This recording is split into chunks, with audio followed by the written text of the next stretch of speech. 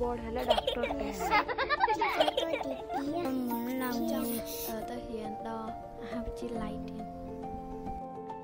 je serai grande, je deviendrai médecin.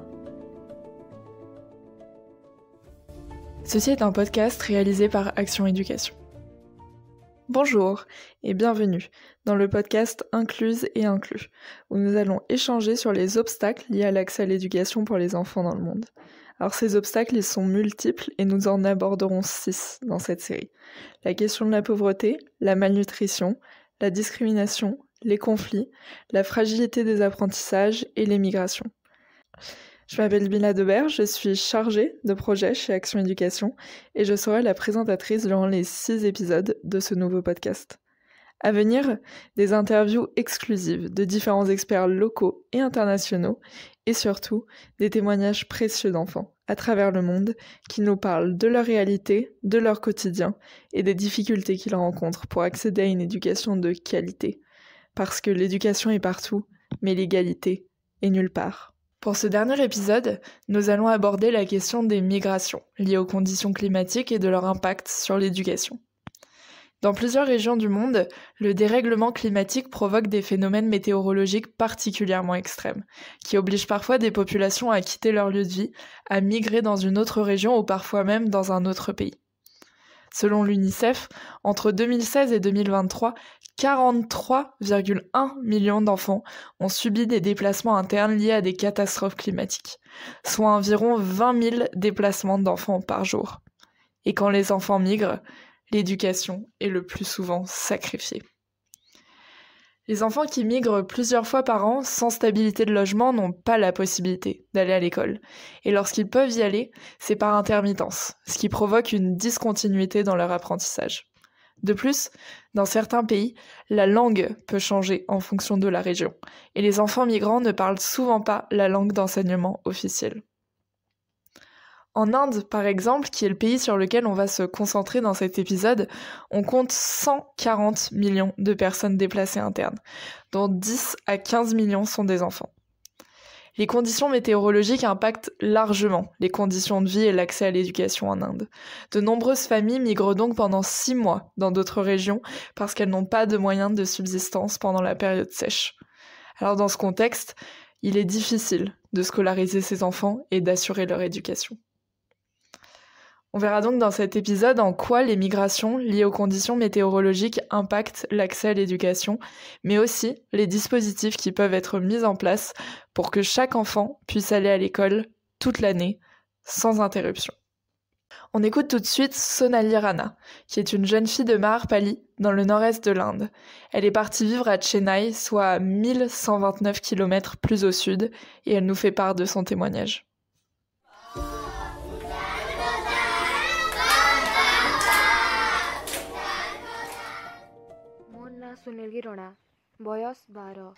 Je m'appelle Sonali Rana, j'ai 12 ans.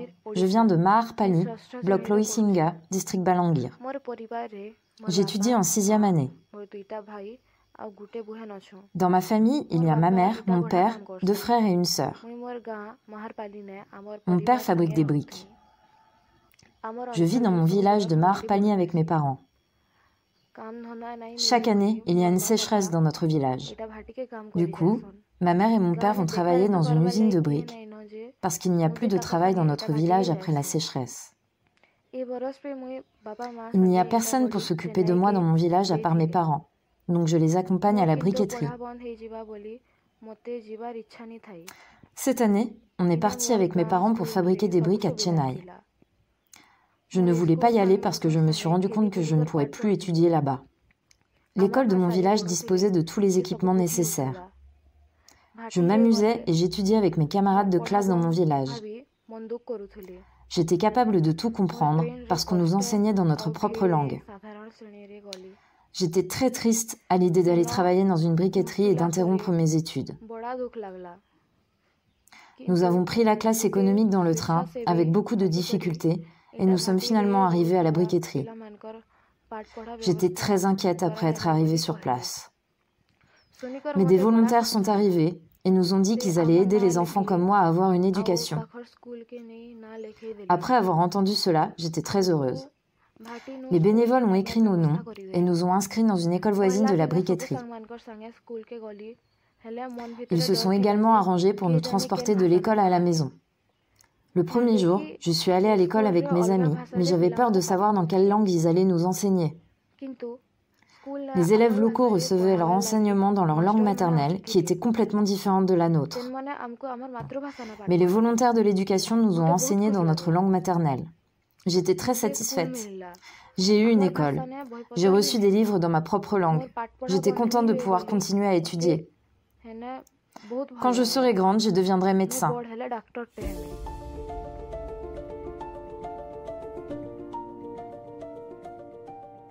Sonali fait donc partie des millions d'enfants migrants internes en Inde. Alors pour comprendre un peu plus les raisons et les conséquences de leur migration, on va entendre Daniel Oumi, qui travaille directement sur cette question des familles migrantes.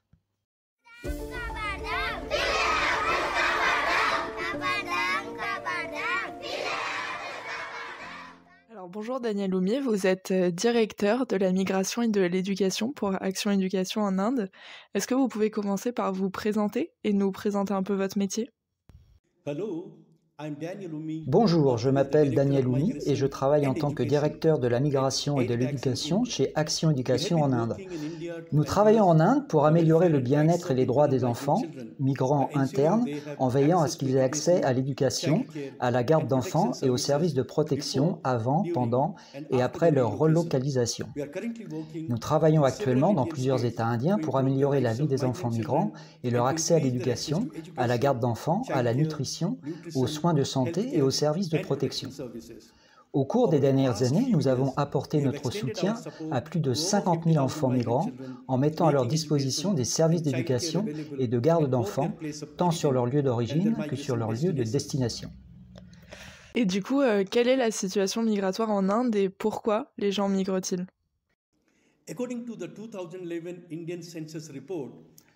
Selon le rapport du recensement indien de 2011, 450 millions de personnes en Inde sont des migrants qui se déplacent pour diverses raisons. On estime que près de 100 millions de personnes pauvres et vulnérables migrent en tant que travailleurs saisonniers salariés des zones rurales vers les zones urbaines. Les migrations à l'intérieur de l'Inde sont motivées à la fois par des facteurs d'attraction et de répulsion, principalement en raison de la pauvreté et des menaces, des conflits et du travail forcé. Les femmes et les enfants sont souvent les premières victimes des conséquences de la migration. Donc on parle de changement climatique. Maintenant, comment est-ce que les conditions météorologiques affectent-elles les populations en Inde ? Selon le rapport State of India's Environment 2022, publié par le Centre pour la science et l'environnement, l'Inde est le 4e pays le plus touché au monde en termes de migration induite par le changement climatique, avec plus de 3 millions de personnes déplacées de leur domicile en 2020 et 2021. L'irrégularité des précipitations, des phénomènes météorologiques extrêmes et les catastrophes naturelles ont des effets considérables sur le bien-être et les moyens de subsistance des populations. L'agriculture est la principale source d'emploi pour plus de 60% de la population rurale de l'Inde et dépend fortement des conditions météorologiques. De légères variations dans le régime des précipitations peuvent entraîner une sécheresse qui provoque des pertes massives de récoltes et fait perdre à des millions de personnes leurs moyens de subsistance, ce qui les pousse à s'endetter encore davantage. Cet endettement contraint souvent les agriculteurs et les travailleurs agricoles à s'installer dans les zones urbaines pour y trouver un emploi salarié. Donc en quoi le changement climatique est un facteur de migration en Inde ?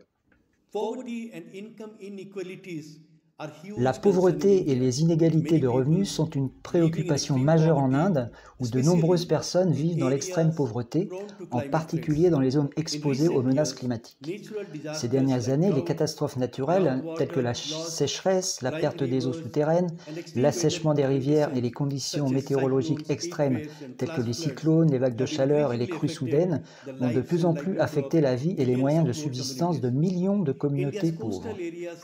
Les zones côtières de l'Inde sont confrontées à l'érosion marine et à l'inondation, ce qui oblige les populations à se déplacer. Une étude réalisée par l'Institut international pour l'environnement et le développement dans l'Orissa a révélé que les habitants de Baya à Kendrapodar, un district côtier dans les villages, migrent parce que leurs villages sont inondés par la mer. Par conséquent, le changement climatique constitue une menace immédiate pour les plus pauvres en provoquant des déplacements et du travail forcé. Comment est-ce que justement ces migrations, est-ce qu'elles affectent les communautés et qui sont les plus touchés au final? C'est la pauvreté et le chômage, combinés à la crise climatique, qui poussent les gens à émigrer à la recherche d'un autre mode de vie. Dans ces régions de forte migration, certains migrent à l'intérieur du district, tandis que d'autres se déplacent sur de longues distances vers des lieux éloignés, de manière saisonnière, temporaire ou permanente. Parfois, seuls les hommes et les jeunes migrent, alors que beaucoup se déplacent avec leurs familles et leurs enfants, principalement vers les zones urbaines et les villes. Les femmes et les enfants sont les plus touchés par la migration. Les enfants des travailleurs migrants rencontrent de nombreux problèmes, notamment une discontinuité de l'apprentissage, un accès limité aux services de garde d'enfants et une vulnérabilité face au travail des enfants et aux abus dans de nouveaux environnements. Souvent, les autorités locales ne tiennent pas compte de leur situation, ce qui se traduit par un soutien insuffisant en matière d'éducation et d'aide sociale, perpétuant ainsi la négligence.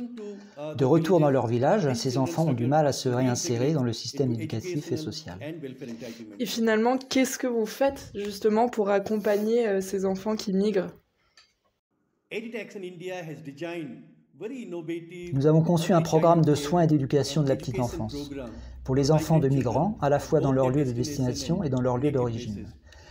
L'organisation forme des enseignants parmi les migrants des régions concernées afin qu'ils prennent en charge les jeunes enfants et initient des apprentissages dans la langue maternelle des enfants. Le gouvernement d'accueil a intégré les enfants migrants dans leurs écoles locales en leur offrant des livres, des repas de midi, des uniformes, des chaussures et des moyens de transport pour favoriser une fréquentation régulière. Nous avons mené de nombreux projets de recherche en collaboration avec des institutions universitaires, mobilisé le soutien du gouvernement et plaidé auprès des législateurs pour le bien-être des travailleurs migrants et de leurs enfants.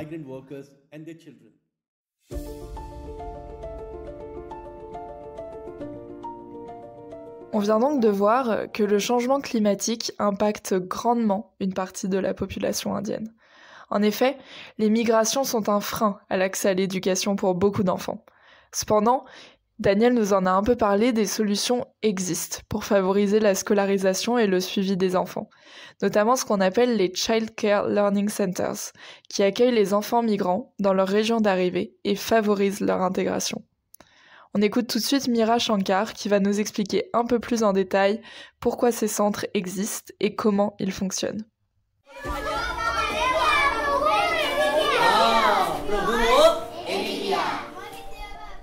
Bonjour Meera, vous travaillez chez Action Éducation. Est-ce que vous pouvez commencer par vous présenter et nous parler un peu de votre travail? Bonjour, je m'appelle Meera Shankar et je suis responsable du parrainage international basé à Chennai en Inde. Je travaille chez Action Éducation depuis 1996 et je suis chargée de faciliter les relations entre les parents, les enfants et d'autres acteurs du projet.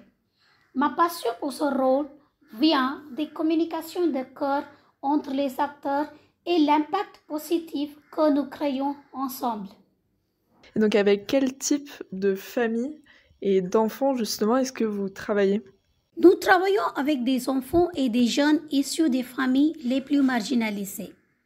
Pour en citer quelques-uns, nous travaillons avec des enfants migrants, des enfants qui ont abandonné l'école ou qui n'ont jamais été scolarisés, des enfants handicapés, des enfants infectés ou affectés par le VIH-Sida, des enfants travailleurs et ainsi de suite. Et donc, ces enfants migrants, à quelles difficultés est-ce qu'ils sont justement confrontés lorsqu'ils arrivent à destination?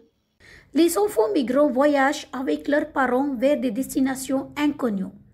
À leur arrivée, ils sont confrontés à des chantiers dangereux, à des conditions d'hygiène déplorables et vivent dans de petites huttes.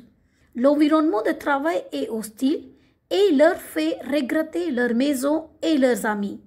Les écoles situées à proximité des chantiers enseignent souvent dans une langue différente de la langue maternelle des enfants. Je précise qu'en Inde, chaque État a sa propre langue locale. En conséquence, les enfants migrants sont privés d'éducation et des droits sociaux dont ils bénéficiaient dans leur village d'origine. Et qu'est-ce que vous avez mis en place pour pallier à ces difficultés pour les enfants? Conscient des problèmes rencontrés par les enfants migrants saisonniers, nous avons mis en œuvre un projet visant à leur garantir un environnement sûr, sain et propice à l'apprentissage. Nous travaillons à la fois sur les lieux d'origine et de destination des enfants migrants. Avant la migration, nous mettons en place des séances d'orientation, surtout pour les femmes et les enfants, en leur donnant des conseils sur les choses à faire et à ne pas faire pendant la période de migration. Sur les lieux de travail, nous avons créé des centres de soins et d'apprentissage pour les enfants. Nous nous engageons avec les parties prenantes pour garantir un meilleur environnement de vie pour les migrants. Nous prenons des mesures pour éviter que les enfants migrants ne deviennent des enfants travailleurs en assurant leur éducation sur les lieux de travail. Nous influençons les politiques relatives aux droits des jeunes migrants et influençons également la réplication des centres de soins et d'apprentissage. Alors, est-ce que vous pouvez rapidement nous expliquer un peu le fonctionnement justement de ces centres d'apprentissage pour enfants? Comment est-ce qu'ils fonctionnent? Qu'est-ce que c'est finalement un centre d'apprentissage? Les centres de soins et d'apprentissage pour les enfants sont installés dans les fours à briques et les chantiers de construction afin de fournir des soins et un apprentissage dans un environnement joyeux où les familles de migrants viennent travailler de manière saisonnière. Ces centres sont gérés par des jeunes bénévoles enthousiastes et formés à l'éducation. Ces centres communautaires sont mis en place avec le soutien des employeurs. Ces centres servent de garderie pour les enfants âgés de 3 à 6 ans et les préparent à l'école primaire. Ils servent également de crèche pour les très jeunes enfants migrants. Quant aux enfants en âge d'être scolarisés, ils sont inscrits dans une école publique de proximité. Et pour résoudre le problème de l'enseignement en langue maternelle, des bénévoles de l'éducation sont mobilisés dans les États d'origine des enfants migrants et placés dans les écoles publiques du lieu de destination. À la fin de la saison de migration, tous les enfants du centre subissent une évaluation finale et Action Éducation délivre des certificats de réinsertion pour faciliter la réintégration des enfants migrants dans les écoles ou les établissements préscolaires d'origine une fois qu'ils sont rentrés dans leur village respectif. Dans l'ensemble, dans un environnement de travail hostile, ces centres assurent non seulement l'éducation des enfants migrants, mais agissent également comme un moyen de protection contre la violence, les abus et l'exploitation des enfants et des femmes. Et est-ce que vous avez constaté des résultats suite à la mise en place de ces centres? Depuis son lancement en 2013, le projet a touché 46 890 enfants. Cette initiative d'Action Éducation a empêché de nombreux enfants migrants de devenir des enfants travailleurs et les a aidés à poursuivre leur éducation. Près de 19 000 enfants ont été inscrits à l'école primaire et 15 000 ont reçu une éducation préscolaire. En outre, 10 000 femmes migrantes ont été orientées vers une éducation parentale. Un aspect essentiel de cette intervention est sa durabilité. Nous nous sommes retirés progressivement de 50 centres de soins et d'apprentissage. Ils sont désormais gérés par les employeurs avec le soutien technique d'Action Éducation. Nous avons également mené des actions de plaidoyer auprès des États et nous avons observé des changements dans les politiques gouvernementales, améliorant l'accès à l'éducation et aux services de nutrition pour les enfants migrants sur le lieu de travail.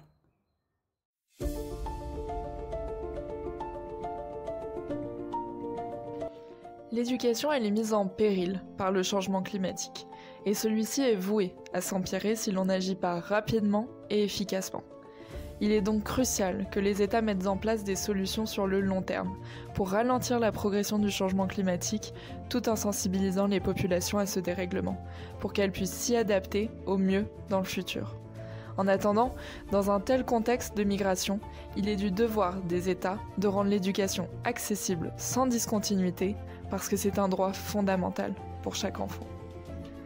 Alors avec cet épisode, on arrive à la fin de cette série de podcasts réalisés par Action Éducation.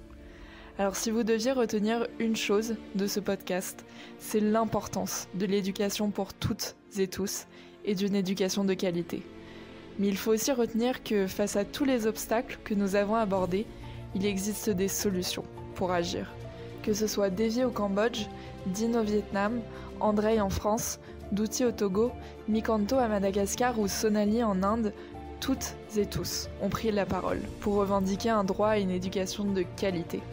Maintenant, c'est à notre tour de contribuer, parce que chacun, à son échelle, a la possibilité d'agir et de faire progresser l'accès à l'éducation pour toutes et tous.